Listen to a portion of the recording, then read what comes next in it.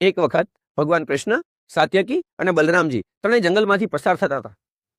પસાર થતા થતા ભૂલા પડી ગયા અને જંગલમાં જ રાત થઈ ગઈ. એટલે ત્રણેય સાથે મળીને એવું નક્કી કર્યું કે આપણે જંગલમાં જ રાત વિતાવીએ. ભગવાનને જોઈ અને ગામ લોકો આવ્યા અને ગામ લોકોએ ભગવાનને કીધું કે ભગવાન આપ જંગલમાં ન રોકાવો, અહીંયા ખૂબ મોટો રાક્ષસ થાય છે. ગામ લોકોની વાત સાંભળી ભગવાન, સાત્યકી અને બલરામજીએ નક્કી કર્યું કે ચલો આપણે ત્રણેય એક એક પ્રહર પહેરો આપશું અને એકબીજાની સુરક્ષા કરશું. સૌથી પ્રથમ વારો સાત્યકીજીનો હતો.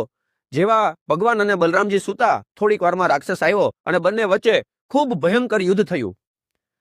મુષ્ટિના પ્રહારથી સાત્યકીજી રાડો પાડી ઉઠે અને પસીનાથી રેબ જેબ.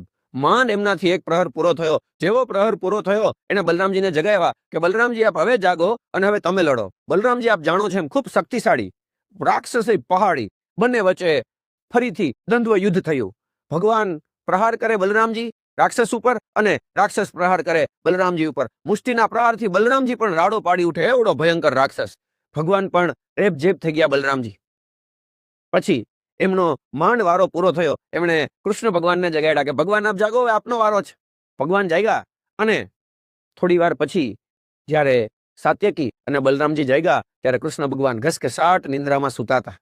પેલા બંને આશ્ચર્યચકિત થઈ ગયા કે રાક્ષસ ક્યાં છે, અને એમને ભરોસો હતો કે ભગવાને રાક્ષસનું હત્યા કરી દીધી હશે, પણ રાક્ષસનો વધ કર્યો હોય તો રાક્ષસનું ડેડ બોડી ક્યાં? બંને ગયા આજુબાજુમાં, પણ એમનું ડેડ બોડી એમને મળ્યું નહીં. એટલે એમણે ભગવાનને ફરીથી જગાડ્યા અને ભગવાનને કીધું કે ભગવાન રાક્ષસ ક્યાં?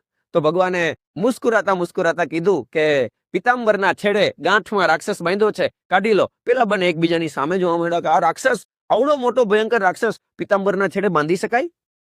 ખોયલું તો ખરેખર ગાંઠમાંથી નાનકડો એવો રાક્ષસ નીકળ્યો. ભગવાને સાત્યકી અને બલરામજીને સમજાવ્યા કે આ રાક્ષસને વરદાન છે કે જ્યારે પણ એ કોઈ ઉપર મુષ્ટિનો પ્રહાર કરે અને કોઈ ચિલ્લાઈ ઉઠે તેનું કદ વધતું જાય. અને તમે 2 પ્રહર સુધી એ જ કામ કર્યું. જ્યારે એને તમારી ઉપર મુષ્ટિથી પ્રહાર કર્યો, તમે રાડો પાડી એટલે એમનું કદ વધી ગયું. એમની સાથે જ એમને એક શ્રાપ છે કે જો એ મુષ્ટિનો પ્રહાર કરે અને કોઈ સરસ મુસ્કુરાય, હાસ્ય આપે તો એમનું કદ ધીમે ધીમે ઘટતું જાય. ભગવાન ઉપર પણ ખૂબ પ્રહાર થયા, પણ ભગવાને એનું હાસ્ય ક્યારેય ગુમાવ્યું નહીં. એટલે રાક્ષસનું કદ નાનું થતા થતા થતા એટલું નાનું થઈ ગયું કે ભગવાન પિતાંબરના છેડે બાંધી એમને ઘસઘસા ટૂંગી ગયા. મિત્રો, મુસીબતોનું પણ કંઈક આવું જ છે. મુસીબતોને વરદાન છે કે જો તમે એની સામે ચિલ્લાશો ને તેમનું કદ વધતું જશે અને એક સમય એવડું મોટું થઈ જશે કે આપણા કંટ્રોલથી બહાર થઈ જશે. પણ જો તમે મુસીબતોનો સામનો કરવા સમયે હાસ્યવાળા ચહેરા સાથે સામનો કરશો ને, તેમનું કદ એટલું બધું નાનું થઈ જશે કે તમે એમને આરામથી ટેકલ કરી શકશો, પિતાંબરના છેડે બાંધી અને શાંતિથી સૂઈ પણ શકશો.